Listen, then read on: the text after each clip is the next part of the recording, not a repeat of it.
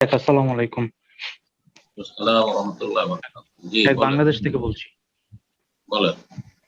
শাহেখ অনেকদিন আগে একটা প্রশ্ন উত্তরে আপনি বলেছিলেন যে মেয়েরা তাদের কপালে টিপ লাগাতে পারবে, কিন্তু আমাদের দেশে অনেকে বলে যে টিপ লাগানো হারাম, আর এই হারাম বলার পেছনে তারা একটা কাহিনী উল্লেখ করে। তো এই কাহিনীটা সঠিক কিনা একটু জানতে চাচ্ছি। কাহিনীটা এরকম যে ইব্রাহিম আলাইহিস সালামের যুগের কাহিনী নাকি? জি জি, হ্যাঁ হ্যাঁ, জি যে ওই যে ইব্রাহিম আলাইহিস সালামকে যখন অগ্নিকুণ্ডে নিক্ষেপ করা হয় তখন ফেরেশতারা ধরে রাখে।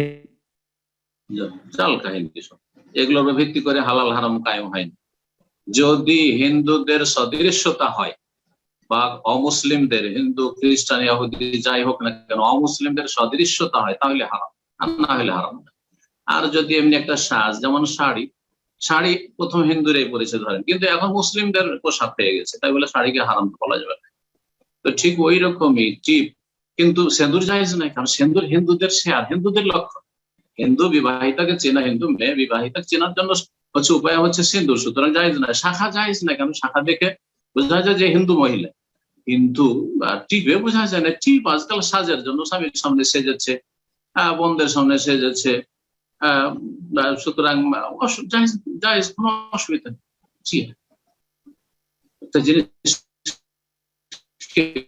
শুধু সামান্য একটা কথাতে অথবা একটা ভিত্তিহীন জাল, প্রথম কথা আপনার যে কিস্সার উপর আপনি মাসলার বুনিয়াদ আছে, সেই কিস্সা হচ্ছে জাল কিস্সা। সেই জাল কিস্সা দিয়ে কিসের হারাম করবে আপনি? সুতরাং হারাম নয়, কেউ করবে না আলহামদুলিল্লাহ। আমরা আমাদের পরিবারে এই টিপটুপ ব্যবহার করি না, আর কেউ করেও না। কিন্তু কথা হচ্ছে যে লেমা তুহাররিমু আহাল্লাল্লাহু লাক, আল্লাহ বলছে সূরা তাহরীম, কি সূরার নাম।